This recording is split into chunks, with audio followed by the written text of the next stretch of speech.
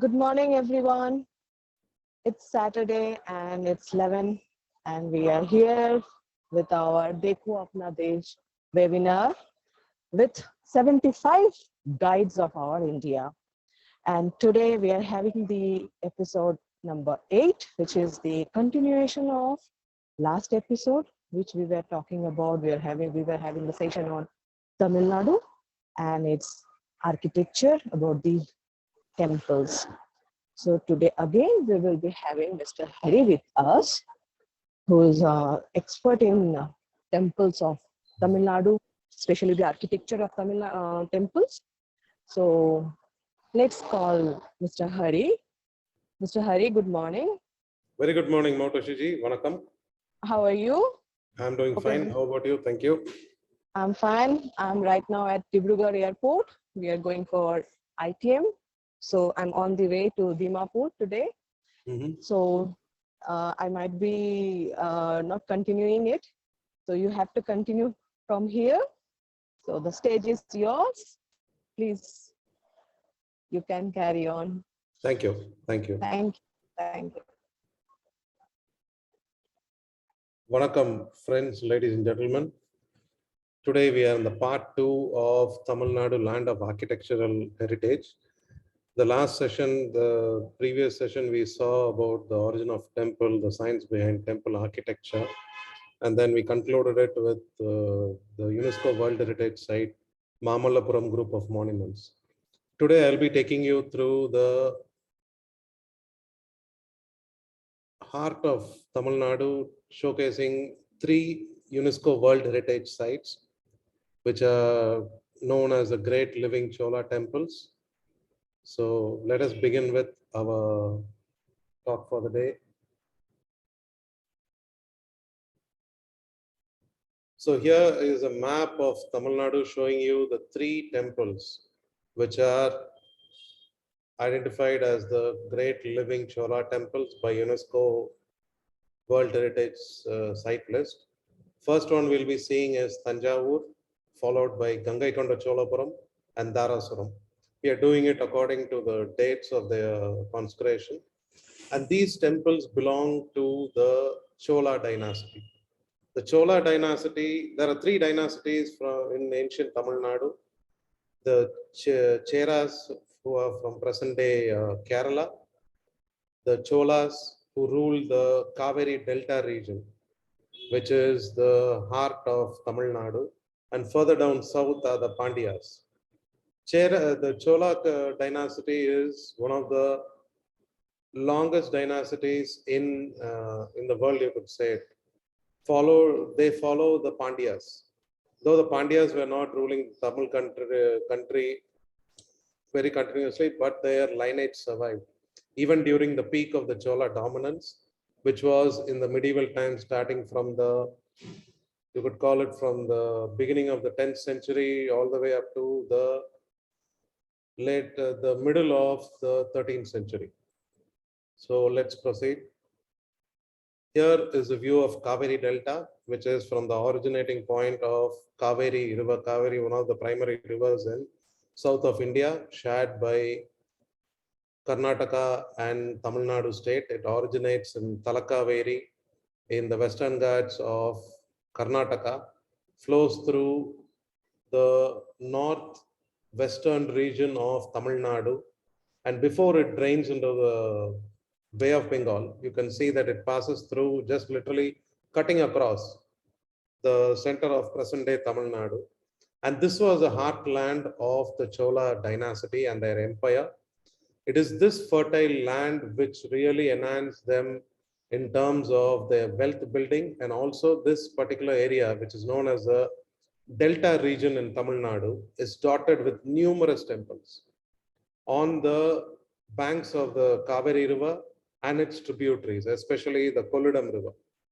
And here also lies one of the world's oldest man-made dams, which is known as the Grand Anaikat, which was built by Karikala Chola, one of the Chola kings from the Sangam age, which is somewhere around 300 BCE, 250 to 300 BCE. And if you notice, the Chola dynasty has been there from 250 BCE to 1279 CE. And they are mentioned there, you find the three dynasties of Tamilagam, that is the Cholas, Pandyas, and the Cheras in the southernmost Ashokan rock edict.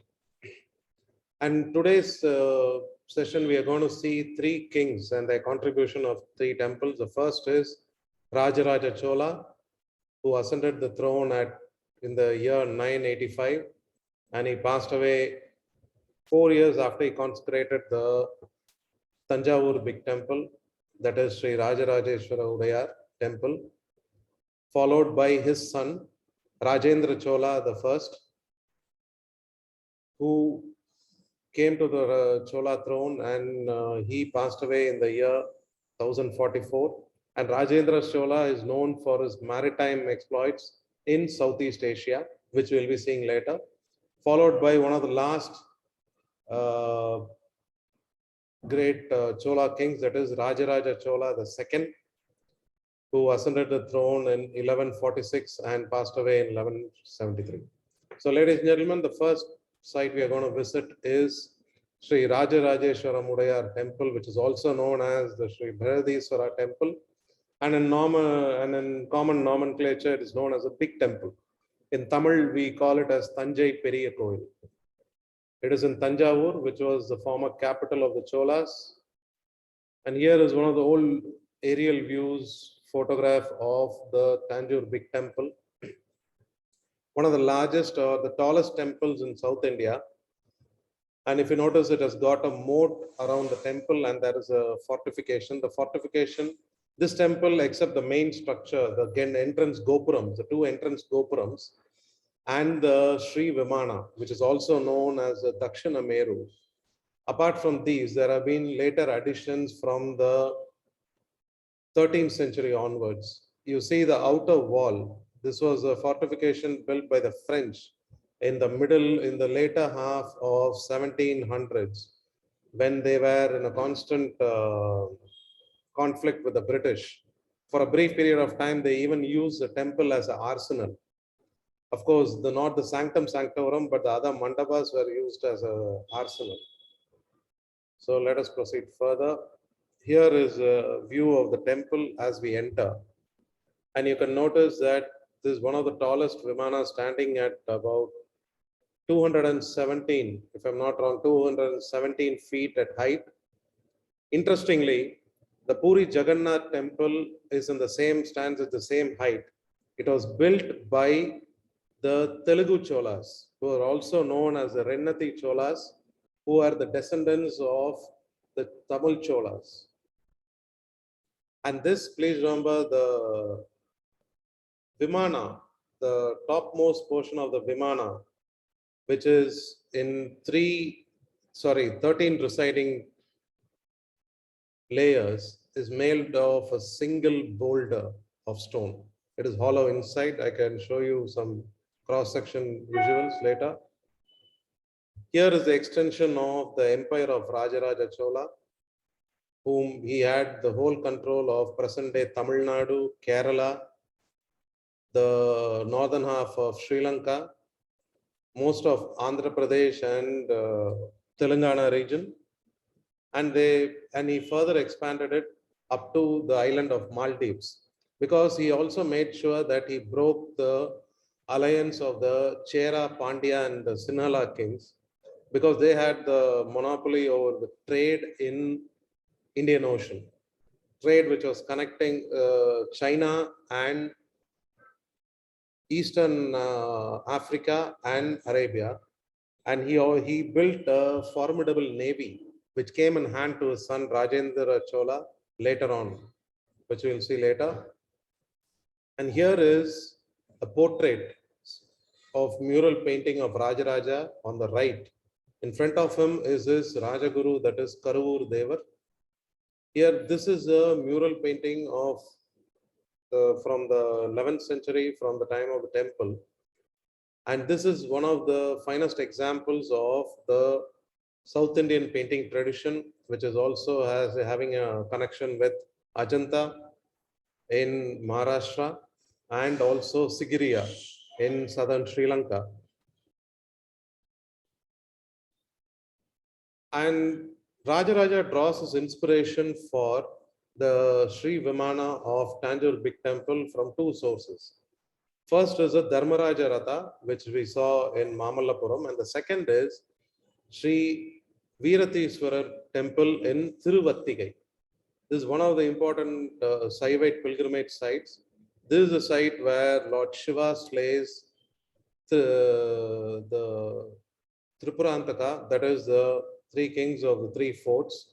And this Vimana formed as the inspiration for Rajaraja to execute this Sri Rajarajeshwara Udayar temple in Tanjavur. Here is the basic layout of the temple. As I told you, the original structure, that is the Sri Vimana and the Mahabandava, which is with the, you can notice A, B, and C. They were the original structure. And the former Nandi Mandapa, that is D, was replenished later on by the Nayakas, which was in the 17th century. And there have been further additions. That is this Mandapa over here on the right. These were by the Pandyas, then by the Vijayanagara. And the Ambal shrine over here was by the Pandyas. It was on the 13th century. And at the back, you notice the this particular shrine for Skanda. That is one beautifully well ornamented temple for Lord Sri Muruga, Sri Kartikeya, Sri Skanda. This was built by the Nayakas in the 17th century again. And just behind the temple over here, the small enclosure, is the Samadhi of Rajaraja's Guru, that is Karuvur Siddhar. Karuvur Devar also is known as. And this structure is one of the later additions, which is more recent, done by the Tanjavur Marathas. That is a shrine for Sri Ganesh, which was built in during the reconsecration ceremony under the Marathas in 1801 and 1802. And this again, you can recollect the mandalas we were talking about, the Vastupurusha mandala and how the temple has been built. This is the way it is done. And this temple is known for its geometric precision. Here is an image. You could see the geometric precision of the engineering skill of the temple architects. And there is one minor flaw in this particular temple is except that the northern orientation. Here you can see on towards the extreme right. The temple is not properly north oriented. There is a deviation of about 18 degrees. Now let us see the cross section of the temple. Here is a cross section of the temple. As I told you, the Sri Vimana, that is the 13 residing tier of the temple. This is one block of stone. And this is hollow inside, and the Shikara will come to it later. Here it is. See, if you notice, this particular place just above the Shivalinga, it has been, there is a false roofing which was done during the Nayaka period in the 17th century to arrest bird droppings. Otherwise, it was open in the inside. And there are two tiers just above the Sanctum Sanctorum. There is a Garbhagraha. And for a long time, scholars were in doubt about where did they source the stone, that is the hard granite material for the temple architecture. Because the delta region, as you can see from this particular image, east from Tanjavur and the vicinity of Tanjavur, you don't have much stone quarries for the resources. So the theory is that the probable sources are the transportation of this granite material happened about 50 kilometers at the radius, that is southeast, southwest and the western region of Tanjavur. That is, number one is Pudukottai, which is south of Tanjavur, followed by Narthamalai.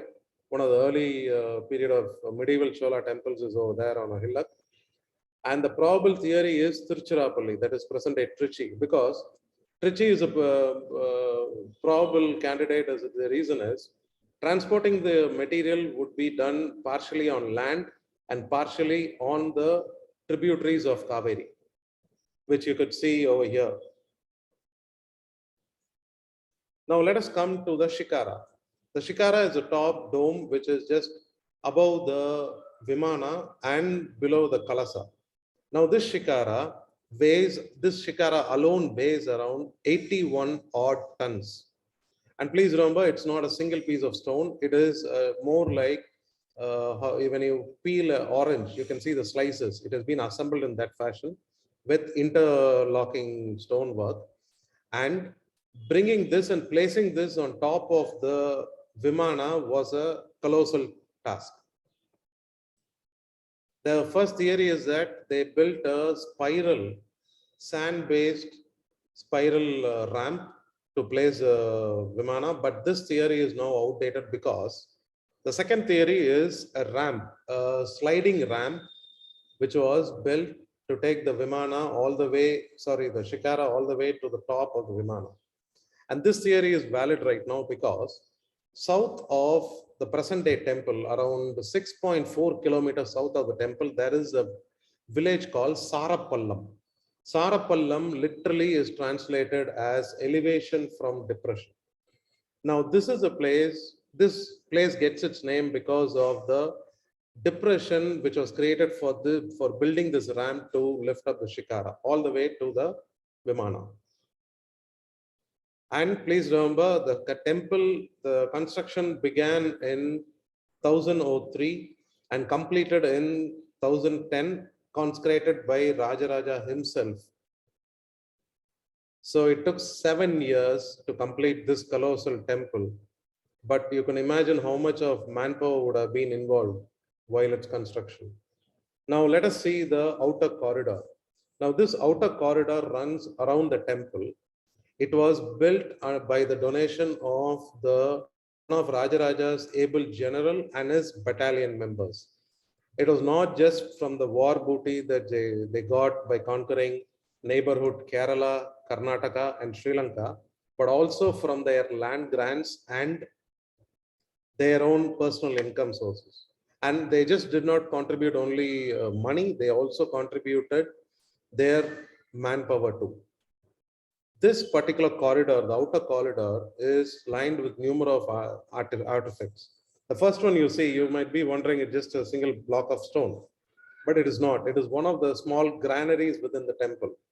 Because as I told you earlier, temple is more of a cultural site also, apart from a spiritual place and a place of worship. Temple was used as a cultural site. It was served as a hospital.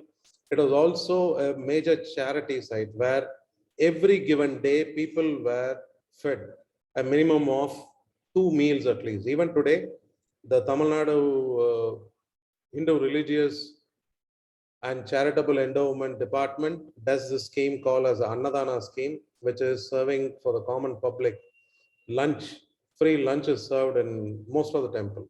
And this particular stone block is a single stone block, which is hollow inside and used to store rice grain. You can see at the further end, there is a small opening over here. This was meant for it to be drained out. Now, this has been there from the time the temple has been consecrated because it's not an easy task for anybody to move. And here is a view of the corridor in the temple. This corridor, on the left side, you notice there will be numerous Shivalingas, which have been done according to Agamas. And on the back wall are various episodes from Shiva Purana in mural, which have been depicted. These murals are from the Nayaka period, which were retouched and conserved by the Tanjavur Marathas during the reconsecration ceremony in 1801 and 1802.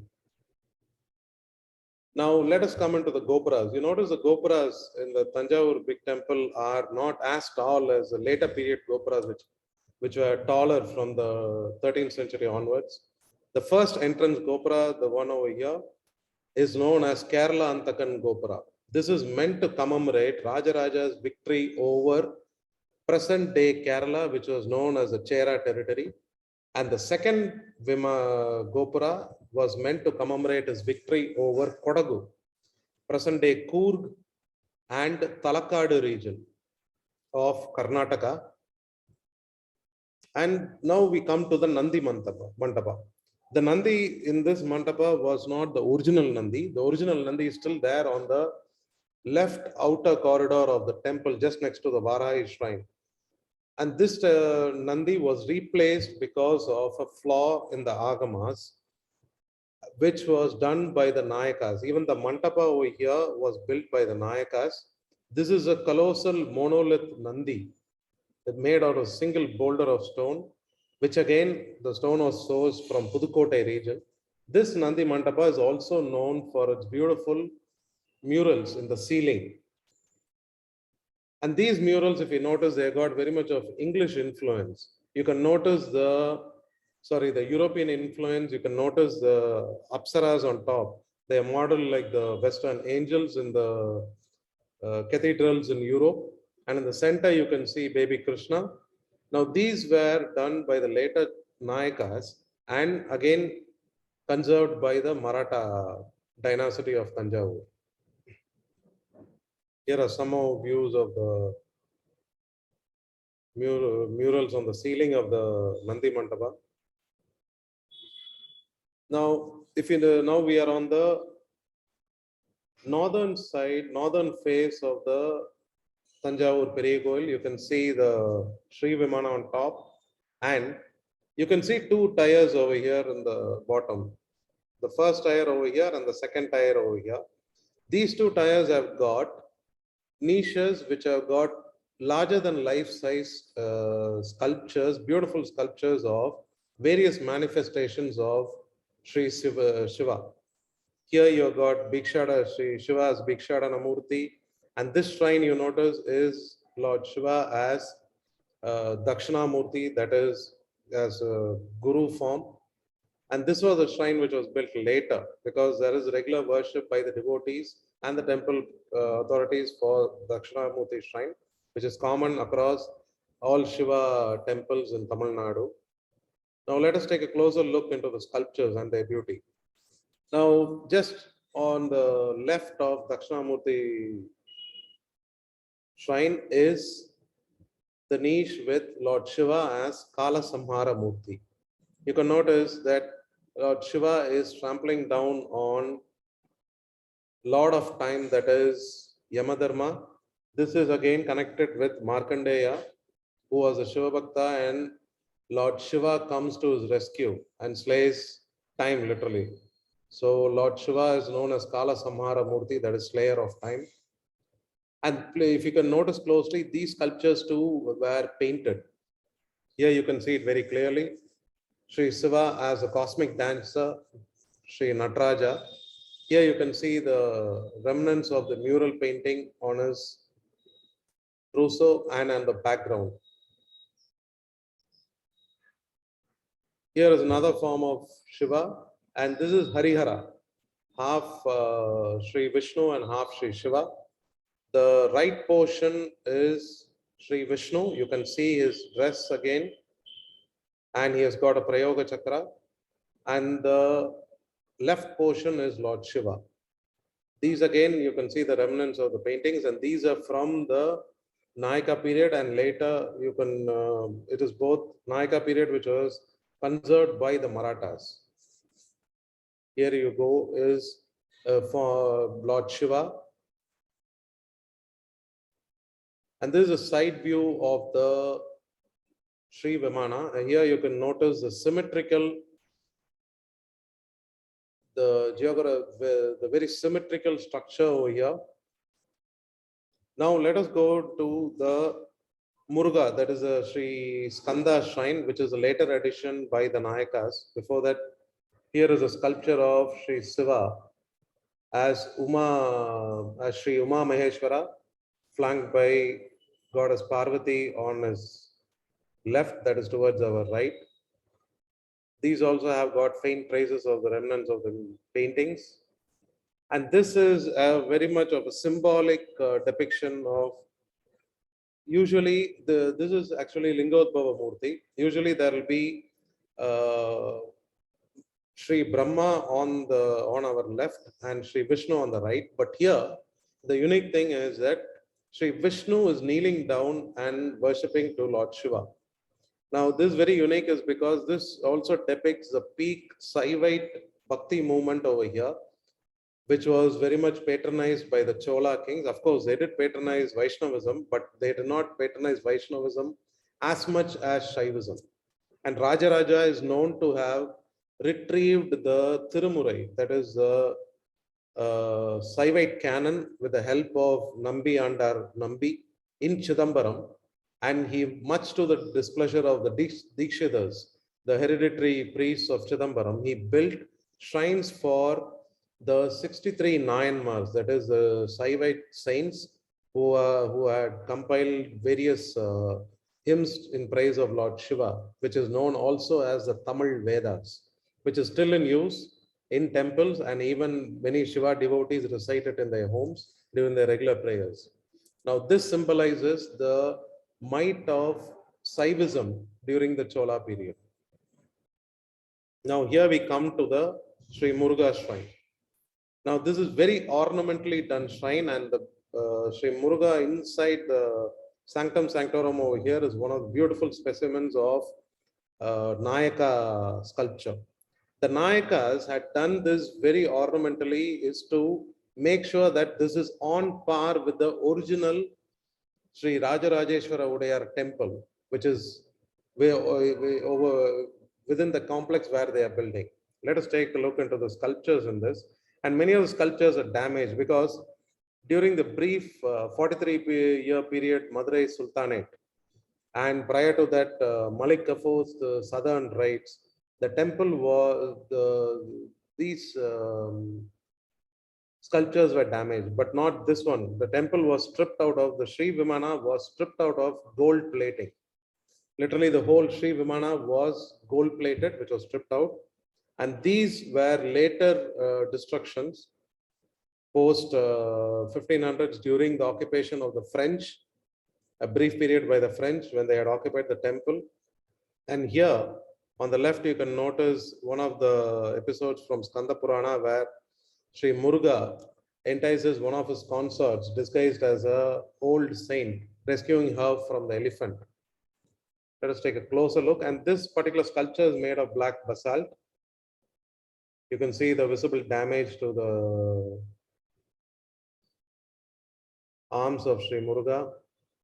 Now let us go into the other art aspect of the Tanjore Sri Rajarajeshwara Udayar temple.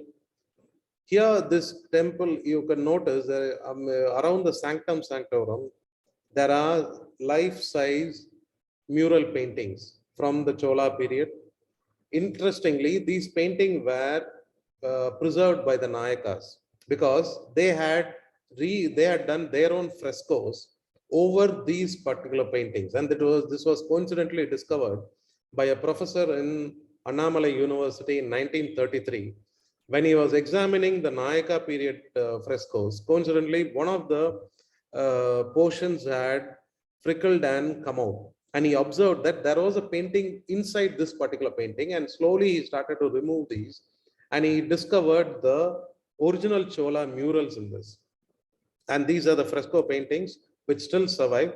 And due to the very sensitive nature of these particular frescoes, the common the visitors are not allowed inside, because the more number of people visiting these particular the Pradakshina Pada, that is the circumambulatory passage of the Sanctum Sanctorum, will cause rise in humidity, which again will harm the frescoes. But they have been neatly documented, and you can see the photographs of them in the interpretation center. And interestingly, the Archaeological Survey of India had done a unique thing in the world where they have defrescoed these particular Nayaka paintings, frescoes, and literally laminated them in fiberglass, and they are in display in the interpretation center. Next time you visit the Tanjore big temple, you could always please do visit the interpretation center. And here, around the Sanctum Sanctorum is the fresco paintings, and in the first level, above the Sanctum Sanctorum, is a depiction of 81 of the 108 mudras in classical dance form, which is mentioned in Natya Sastra. And those are visualized as Lord Shiva himself So let us take a look into the paintings. Now here is a view you get of the Sri Vimana from top of the Mahamandapa. And this is a portion where you will find the dance poses, the 81 of the 108 dance postures. And this is the frames of depicting each Karnas, Lord Shiva depicting each Karna, you could say it. And here is from the photograph from the Interpretation Center, a total of 108 Karnas. And now let us look into the painting. Now here is a layout of the Garbhagraha. And if you notice the entrance over here, and this is the circumambulatory passage around over here. And this portion is now closed to the public, and even the priests don't enter over here. It is completely, the Archaeological Survey of India takes care and preserve these murals. And there are 6 beautiful panels which are complete. Other panels have been damaged due to water seepage and bird droppings before the Nayakas had sealed it. Now let us take a look into the paintings over here. This is the Shivalinga inside, one of the largest Shivalingas in Tamil Nadu, if you notice. And there is regular worship which is being done.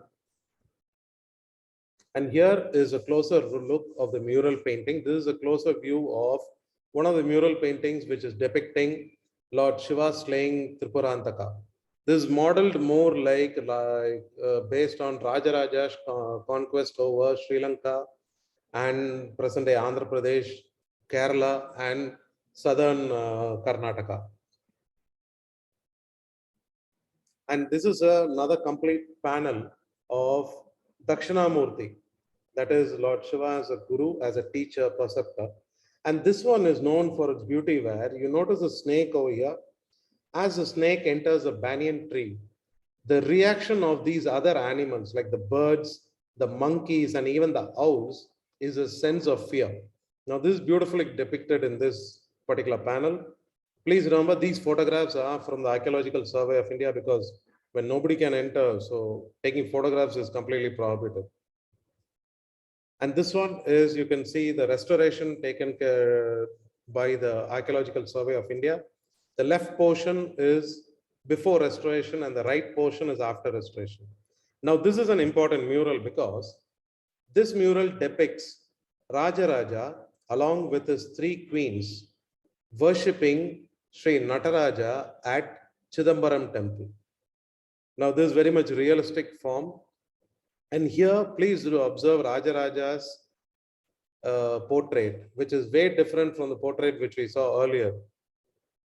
Here it is, a closer look of Rajaraja worshipping along with his 3 queens, worshipping Sri Nataraja in Chidambaram. And here is one of the panels in the corner walls, which is depicting the Saivite Nayanmars, who are one of the important trinity in the Saivite canon that is known as Tirumurai. And now here you could see the difference between Rajaraja's portrait. Here is a realistic portrait, and this portrait with his preceptor and his guru, Karuvur Siddha. Rajaraja is portrayed as Lord Shiva. You can notice the Jata Makuta over here. Now, apart the Sri Vimana, there has been inclusions in the Sri Vimana. If you notice, this particular portion is stucco sculpture, which was done during the Nayaka period, depicting Mount Kailasa. Lord Shiva over here in Mount Kailasa, flanked by his 2 sons, Sri Ganesh and Sri Muruga over here. And these stucco sculptures have another interesting thing over here on the wall. Here is the aerial view of both the entrance gopuram. Here you can notice the symmetry again of the Dvajastamba and the entrance gopuram. This is one of the interesting stucco images on the southern wall, on the southern top portion of the Sri Vimana, the lower base of the Vimana, which is depicting an European who's wearing a hat.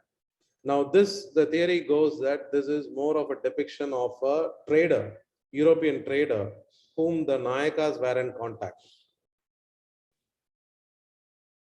And the Tanjore Big Temple has got numerous inscriptions. These inscriptions, if you notice, detailed about the donations made not just by the king. Rajaraja himself had made around 230 kilos of gold and about 270 kilos of silver. Apart from the royalties, their donation, there are donations, even record of donation made by soldiers in his army, common man, even a small 1 gram coin of gold, which was donated to the temple, was recorded. Even a sack of rice, which was donated for the workers who were constructing the temple, were recorded. So much so that you're all familiar with another UNESCO World Heritage Site, which is very popular across the world, that is the Taj Mahal. The Taj Mahal, Shah Jahan had cut off the arms of the architects so that there is no recreation of the Taj Mahal in the future, even by its own descendants. But that was the biggest irony if you compare it with Tanjavur Big Temple, because Raja Rauja had given his own title to the architects of this temple. He called them Rajaraja Perundachan. Now that is the magnanimity of the Chola kings. Apart from this, he also took keen interest in administration of the temple. I'll give you a very small example. The temple comprised of about 3,000 staff. Each of them were given their own tax-free land, and this staff were not just the temple priests. There were about 400 temple dancers, Devaradiargal, and around 212 dance teachers, musicians, and drummers. This is only for the dancers' retinue.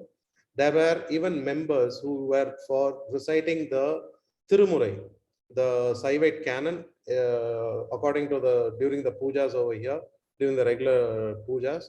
There were washermen attached to the temple, watchmen, and numerous temple staff, including the accountants. Now, all these are detailedly written over here in inscriptions, and the script they've used is the Chola Grantha, which is one of the predecessors for the modern Tamil script. And interestingly, the temple also served as a bank. Remember, I had informed you that please, there is a saying in Tamil that don't reside in a temple, in a town which does not have a temple. Temple served as a center for culture. Like for instance, before the advent of cinema or even radio, temple was a place where you had entertainment, where discourses were conducted on various canons, especially if it is a Shiva temple, Saivite canons, Vishnu temple, Vaishnavite canons, also the Shiva Purana, then the Bhagavata, Srimad Bhagavata, followed by which there was dance, there was music, and also in some cases there were even puppetry shows during festivals. Apart from that, temple served as a hospital. Many temples served as hospital during, say, like our COVID pandemic. During this time also, temples would have served as hospitals, followed by even during natural calamities like the torrential rains we have been facing in Tamil Nadu from the second week of November onwards, which is still continuing and supposed to continue further. And temples served as a bank. Believe it or not, temples were lending money even to village councils at the rate of 12% interest per annum. Now, you might think it's a colossal one compared to our nationalized bank. It is on par with the private banks, but these loans were again redirected to the temple, and it was meant for the temple, the maintenance of the temple staff. For instance, not just the village councils, even an individual can take loan from a temple. I'll give an example. For instance, I'm a cattle herder. I need to, my existing flock of cattle, they have perished either due to disease or due to a natural calamity or anything. So I need to increase my flock. So that time what I do is I go to the temple asking them for a loan of a milch cattle. Not every transaction is money based. It will be also commodity based. Now the temple gives me a loan of a milch cattle, cow, that is a cow. And what am I, how am I supposed to pay back to the temple? I have to pay back to the temple in form of certain amount of clarified butter, that is ghee, to light the temple lamps from the produce which I get from that particular cow or their descendants. And also as a principle that the ghee I am providing to the temple will be for a particular lamp for a particular period of time. And once it is over, my due to the temple is over. Now the ghee is an interest, and the principle was I have to pay either depending on the breed of the cattle and the productivity of the cattle which the temple has lent to me. I have to give back for one cow. I had to give either 2 or 3 calves. That is milch calves, not bulls, but milch calves. Now this is how the temple functioned as a bank.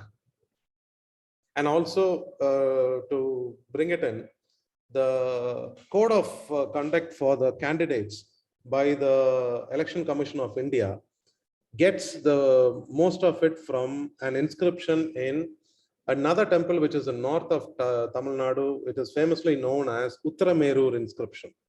Now that is a talk we can talk about it sometime later. So let us continue with this. To come, the Tanjavur Big Temple, this particular note you notice has been, this is from 1975 1,000 rupee note. And the 1,000-year celebration of Brihadishwara temple was celebrated in 2010. There was a stamp which was released. Here is a stamp followed by a coin. Now this coin is one highly prized collector's item.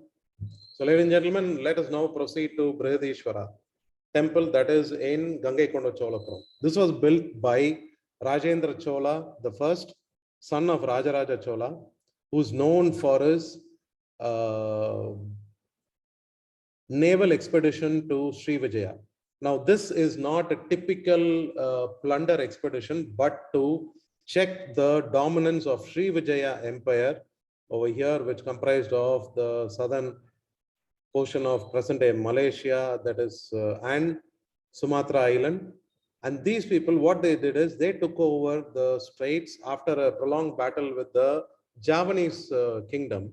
And they started to put exorbitant toll tax for ships passing by over here, especially from China. That time the Song dynasty in China gave a blind eye to Srivijaya because though it was nuisance for them, because their revenue also was hampered. What Rajendra Chola did is he sent an expedition in 1017 as a warning, which Srivijaya did not heed. And finally, he sent an expedition which was much bigger, where he got control of most of Southeast Asia, so much so that the descendants of the Cholas were in the Philippine Islands till the 1600s, before the Spanish had conquered the island and converted most of the natives of the island into Christians. Now, this is one of the major contributions of Rajendra Chola the first. And apart from that, he gets his title among 64 titles of Rajendra Chola is a title which is Gangaikonda Solan. That is, he marched all the way up to the Pala territory, that is present-day Bengal, all the way to the mouth of the Ganges River, and made the kings of north of Tamil Nadu to Pala kings to bring back the sacred waters of Ganges to consecrate the temple he built over here. Here it is. Also, Rajendra Chola had shifted the capital from Tanjavur to this particular place, Gangaikonda Cholapuram, because most of the elite fighting members of the Chola army were based in this region. This is about 70 kilometers north of Tanjavur, much away from the delta. Also, another theory is that the movement of his army towards north for his conquest, later conquests towards north up to all the way to Bengal, was easier from having the base of the army over here. Now, you see the fortification over here. This fortification was dismantled by the British in the middle of 1800s, which is well recorded by another British gentleman in a chronicle in 1855 to build one of the anekdotes, or rather a dam over the Kollidam, much against the wishes of the local public. Here is a photograph from the 1960s or 70s, if I'm not wrong, by the Archaeological Survey of India. You can see the entrance Gopuram. The standing Gopuram, the top portion were destroyed during the raids by Malik Kafur and later on by the raids of the Madurai Sultanate and then the Nawab of Arcot who helped the British against the French, and they were restored. This is the presence in a gateway. So let us enter the temple. And here you could see the remnants of the enclosure around the temple. Please remember, Gangaikonda Cholapuram was a town by itself, a large town. And here the Nandi is a stucco Nandi, not a monolith granite Nandi, but the stucco Nandi. Here is one. These photographs were documented in the year 2017 when the Kumbhabhishekam, that is the reconsecration ceremony was conducted. Interestingly, there was a group of history enthusiasts who have bought about 1,000 pots of water from Ganges for the consecration ceremony. Another interesting thing is, yeah, I'll come to it. Here again, you can see in some remnants of the mural paintings. And here the Sri Vimana and the steps which will be leading for the reconsecration ceremony. And now the new Dvajastamba, interestingly, was bought from Indonesia, former Sri Vijayan Empire. It is a single trunk tree which was bought and it was covered with Panchaloga plating. This is done during every Kumbhabhisheka, that is once in 12 years during the reconsecration. And here is a cross-section view of the interior of the Gangaikonda Cholapuram temple. And here, unlike the Tanjavur Sri Rajarajeshwaram temple, you don't have mural paintings or Karna sculptures in the interior corridor. And this particular temple is known for its beautiful sculptures. To begin with is the sculpture of Sri Ardhanarishwara. Then you got Harihara again. And this is one of the beautiful Nataraja images of the Chola sculptors. And this panel, if you notice, it depicts Sri Nataraja. And here you can notice a small block of stone. This was inserted later by the Archaeological Survey of India, or it was earlier, I'm not sure much. But this is to support for any further damage of this particular leg is rising. Now here is a beautiful smile of Sri Nataraja. Now this is one of the masterpieces of Chola sculptors. Here is a sculpture depicting Gangadhara Murthy, that is Sri Shiva holding his one of his dreadlocks to break the ferocity of the Ganges as she descends earth. Seeing this, Goddess Parvati is little angry with Shiva that I am already a consort to you. What do you need another consort? And she's walking away from him. And he in turn is pacifying her that no, whoever it is, you're my true consort. Here is a sculpture of Sri Mahavishnu flanked by Sri Devi and Sri Bhudevi. Here is a form of Uma Maheshwara. Then you got Mahishasura Mardini. And this is the latest sculpture, which was installed probably by the Nayakas, because you can see the difference with this. The style of this and the Chola period one. Here is a sculpture of Sri Brahma flanked by Sri Saraswati on the left and Sri Savitri on the right. And this is Sri Shiva, who is depicted as a slayer of Manmada.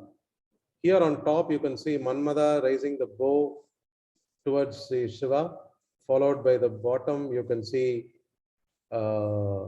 Sri Shiva slaying Manmada. Behind him is Rati. Now, this is one of the, among the sculptures, this is an important sculpture if you notice. This is the sculpture known as Chandesa Anugraha Murti. That is Sri Shiva honoring one of his primary bhaktas, that is Chandeshwara. But here, the difference is, Chandeshwara is being, Rajaraja took the liberty of depicting himself as Chandeshwara, as though he is getting crowned or getting the divine right by Lord Shiva in getting consecrated. just facing opposite this sculpture is Sri Saraswati, another beautiful sculpture of Sri Saraswati, who's known for finer details. Here you go. And this well is known as Simha Kenaru. Now this well was actually, the well is over here, but this is a stepway which was built by Rajaraja, where he dug this well to fill up the water which was carried by the kings he subdued all the way up to the Pala Empire in Bengal. They were made to bring the Ganges water. That was the only tribute he asked from them. He did not ask them for their wealth. He did not ask them to pay taxes. The only tribute he asked them is to bring the Ganges water and pour it in this well inside the temple complex. Around the temple is the remnants of the royal palace. This was excavated by Archaeological Survey of India. Presently, about a couple of months back, they restarted the excavation. So much was animosity between the Cholas and the Pandyas that when the Pandyas came, the Gangaikonda Cholapuram was the capital for the Cholas for the next 250 years. Towards the middle of the 13th century, that is 1200s, when the Chola Empire fell and the Pandyas rose, the Pandya king made sure there is an inscription in the temple where he mentioned that he did destroy the palace of the Cholas, ran a plow across it, and cultivated rice on the former palace premises of the Cholas. That was the animosity what they had, because again, this was more because of what the atrocities, what the Cholas did towards the Pandyas. To commemorate Rajendra Chola's Indian Southeast Asian dominance, in 2015, the Indian government had released this particular stamp. And this again is connected with the present government's Sagaramala project, which is to counter our friendly neighbor China's dominance in Indian Ocean. Next, the final monument of the great living Chola temples is the Airavateshwara temple, which is in Dharasuram.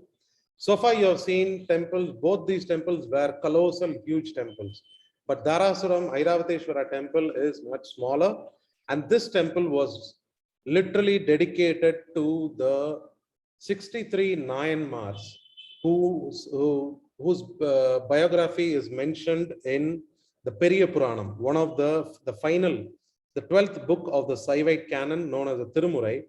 The Periya Puranam was compiled by Sikalar, who was the court poet and the prime minister of Kulothunga II, who was the father of Rajaraja II, the patron who built this particular temple.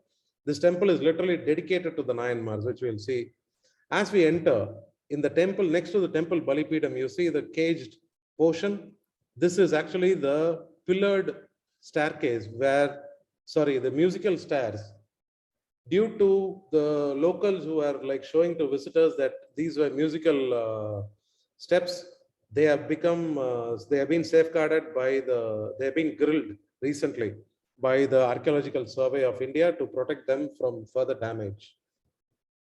And this is a Gopuram, which were devastated by the raids of Malik Kafur and later the Madurai Sultanate. And the sculptures from here, again, they are placed in the art gallery of in Tanjavur within the palace premises. Some of them are there in the Victoria Albert Museum, and a couple of them are there even in the Chennai Government Museum and in the National Museum, Delhi. Here is a view. The Airavateshwara temple gets its name from Airavata. That is the Vahana of Sri Indra, the godhead, the head of the Devas. And this particular temple, if you notice, is being designed as though it's a chariot pulled by a horse. And this again has got an interesting thing over here. Now here is the layout of the temple. The chariot portion over here, the Mahamandapa, then the Sanctum Sanctorum over here. And as you enter, one of the unique sculptures which you don't find anywhere in Tamil Nadu, or I have not seen anywhere else mentioned, but this is from the mention in Devaram. This is a form of Surya who's known as Ardhanari Surya. He's more of Ardhanarishwara over here. He is 8-armed.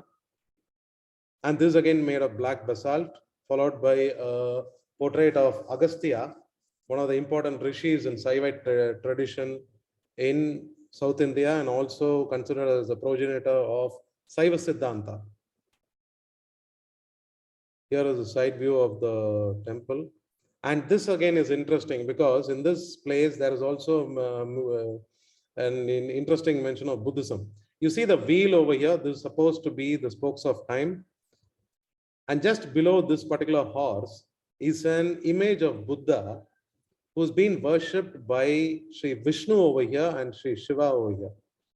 This again shows the appeasement of the Cholas towards the Buddhist traders who are from Southeast Asia. And let us enter into the mandapa. This mandapa is known for the very miniature temple-like sculptures in the pillars. Apart from these, there are other sculptures. If you notice, there are sculptures from the Siva Purana. Here depicts Sri Siva's marriage to Sri Parvati, flanked by the Devas. Here is one of the episodes of Siva Puranam, an episode of Sri Dakshinamurti. Here is Sundarar, one of the Saivite saints. And here you can see the animals in the forest and Shiva's Nandi, the Rishi, the Sanat Kumaras over here.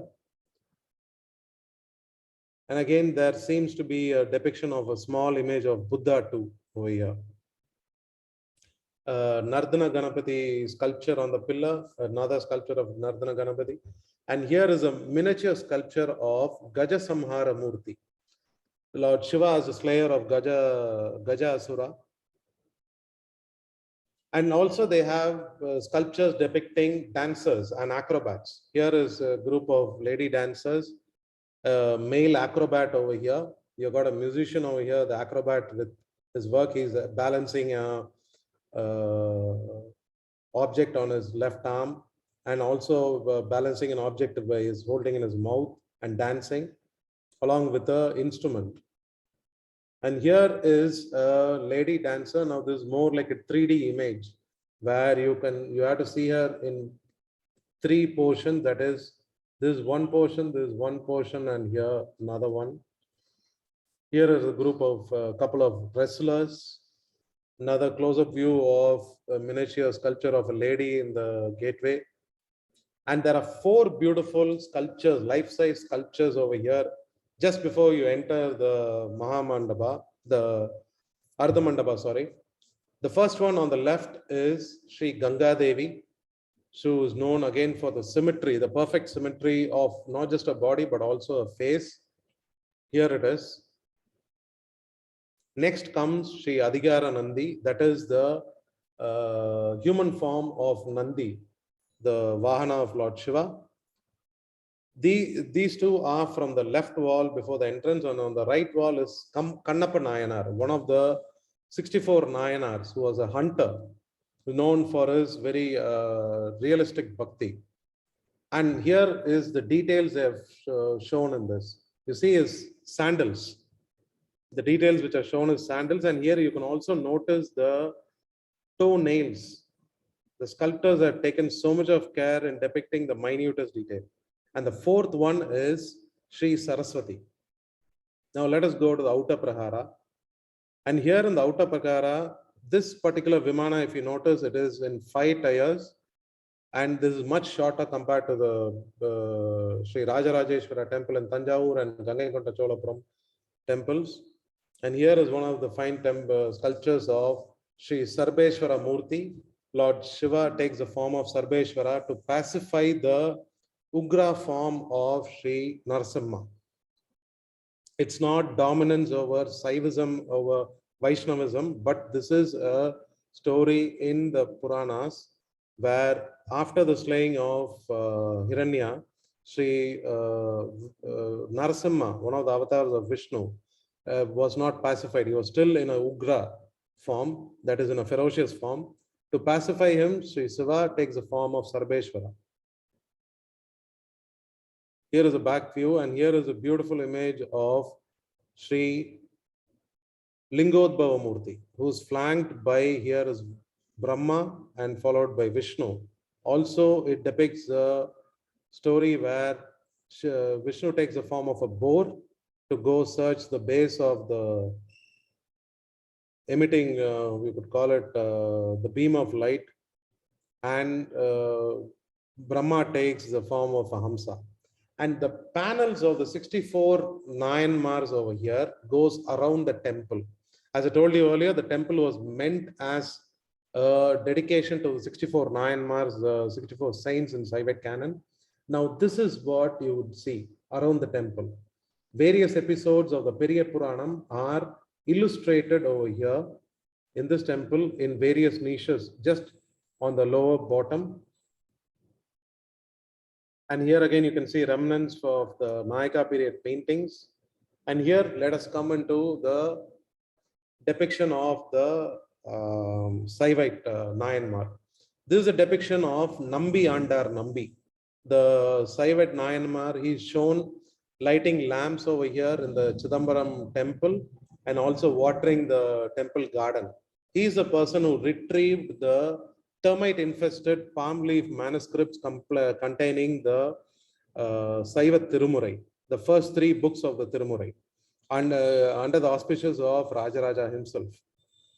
And this is another Nayanar known as Satti Nayanar. Satti Nayanar gets his name because of a small arm knife he had. He is a depiction of extreme Saiva Bhakta. Reason is, anybody who says ill about Lord Shiva or his devotees, that is the Saiva Bhaktas, he used to cut their tongues off. This was not metaphorical, this is very realistic. And this happened mainly to the Jain and Buddhist monks, because during the Bhakti movement, when Jainism and Buddhism was very much prevalent in Tamil country, it was, there were fervent, you could call discourse, or tarkam we call it in Tamil, discourse between these two. And this is a violent form, but many a times there were times when when 2 parties were having a religious discourse, whichever party lost, they left the particular kingdom. And this is how Jainism and Buddhism totally disappeared from Tamil country. And here, each of these panels will have inscription of the name of the Nayamar. Here you can see Satti in Tamil, Satti Nayanar. Here you can see Satti Nayanar cutting out the tongue of probably a Jain monk for blasphemous talk about Lord Shiva and his devotees. Next comes Maiparul Nayanar. Maiparul Nayanar is the Nayanar. Now this, see, you saw the extreme form of Shiva Bhakti. Here you can see a very benevolent form of Shiva Bhakti where a neighbor, this person, Maiparul Nayanar, was a king of Tirkoilur area. The neighboring king disguised himself as a Shiva ascetic and tried to assassinate him. Seeing this, his personal bodyguard, known as Dantan, comes to his rescue to slay the assassin. But Maiparul Nayanar stops him, saying that this person is also a devotee of Shiva, so don't harm him. So much is the benevolence of this particular Nayanar that Lord Shiva comes to him in his deathbed. Here portraying Lord Shiva on the Nandi and flanked by goddess Shakti, come to take him to Kailasa. Now these are the small panels which are depicted much over here. And on the southern wall, you can notice this depiction of the 64 Nayanmars. And this is very common feature across in the Saivite temples in Tamil Nadu. Even in some temples in Karnataka, you can see them. And also is the depiction of miniature sculptures in this temple.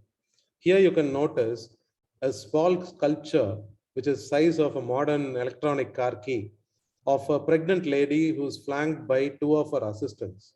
Now there is a bigger sculpture of it. This also I'll show you later. And here you can see at the bottom, miniature sculpture depicting Sundarar saving a child from the jaws of a crocodile. And just above him is Ravana shaking Kailasa. Here is Ravana shaking Kailasa, Rishis in Kailasa, animals in Kailasa, Rishis meditating, and Sri Shiva and Shakti, where Shiva presses his toe, pressing towards Ravana. And later on, the above panel depicts Sri Shiva granting boons to Ravana himself.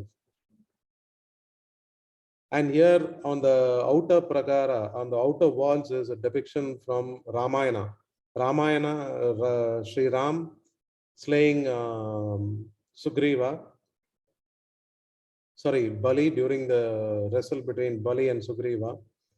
And here is another comic element of Sivaganas, a lady Sivagana catching hold of her husband and dragging him over here. This again is depicted on the outer wall. And as I told you, here is a pregnant lady who, there are two midwives.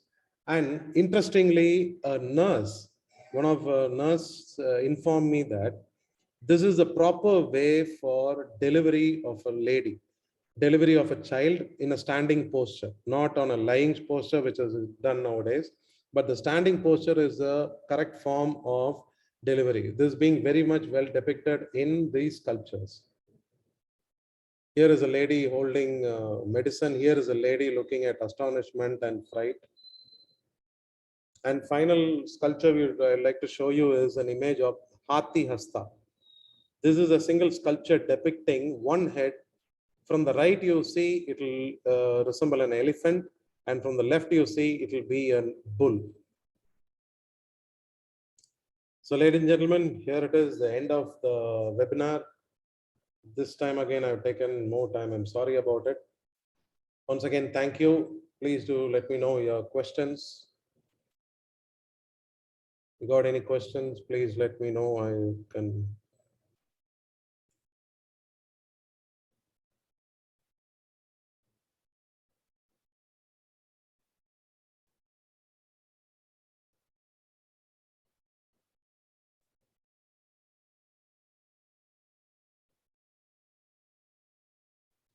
So does anybody have any questions? If you got any questions, please do throw them.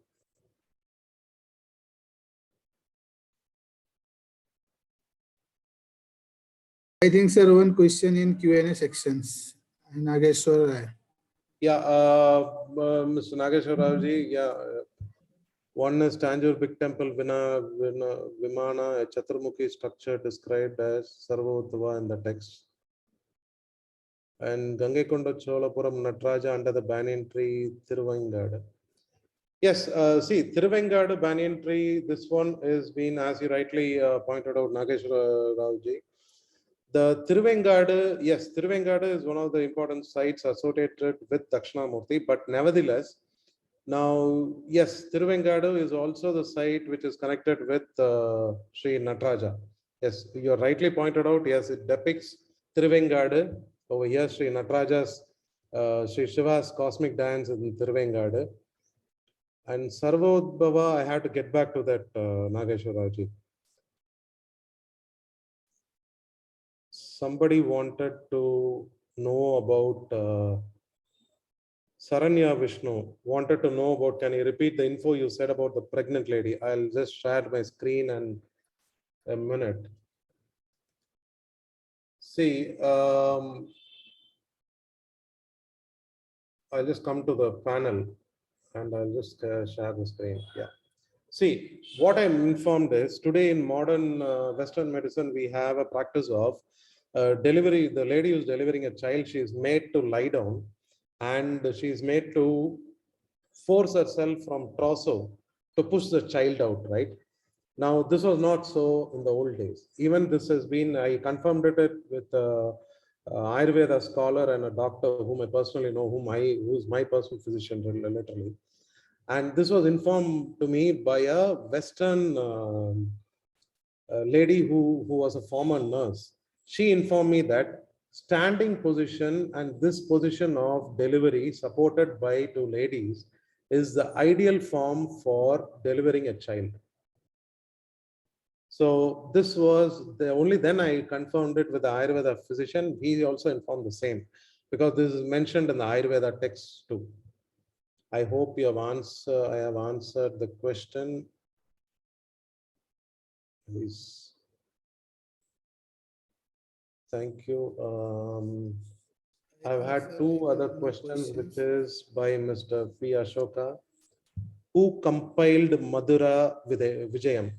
Mathura Vijayam was compiled by Ganga Devi, a unique feat in the, say, Why? Because we are known that India is more of a male chauvinistic society, but this lady broke all those. This was in the 1500s, in the mid of 1500s, when Kumara Kampanna had one of the generals under the Vijayanagara Empire had marched down south to relieve the Tamil Nadu from the Madurai Sultanate, and he is a person who had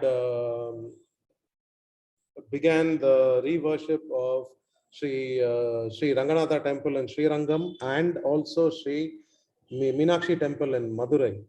And this whole episode has been documented by Sri Ganga Devi, who has been his consort and who accompanied him during this particular expedition. And it is by Ganga Devi. And there was another question. Which is the world's which is the world's largest living temple? See, please remember, Angkor Wat is the world's largest temple, but world's largest living temple is Sri Ranganatha Swami temple, where, see, usually a temple is surrounded around a village in Tamil Nadu, but in Sri Rangam, Sri Ranganatha Swami temple, within the 7 concentric layers is the village itself or the town itself. It's a very vibrant area which you need to see. There is another question. Which Tamil dynasty had matrimonial alliance with Annam?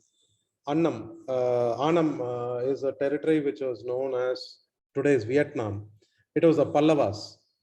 It was the Pallavas, which I had mentioned to you last time, that the Pallava prince in 1731, Nandivarman II, was the prince who took over the Pallava reigns when there was a calamity, when the reigning Pallava king was killed in battle during the conflict, during the raid by the Chalukyas in Kanchipuram. And he was a person who was brought in from Vietnam, because that was the lineage which still survived. Because much earlier, during Nandivarman's time itself, Simhavishnu's time, there was a Pallava prince who married into a Nagara princess over there, and he made Vietnam his home. And Annam is one of the terms used in Tamil literature, which is even mentioned in one of the Sangam classics called Manimegalai. Is there any further questions? I hope it's over. Thank you all. I would like to thank Ministry of Tourism for organizing this particular webinar. I hope it was of good learning experience to the participants. Thank you once again. Thank you all. Thank you, sir. Thank you.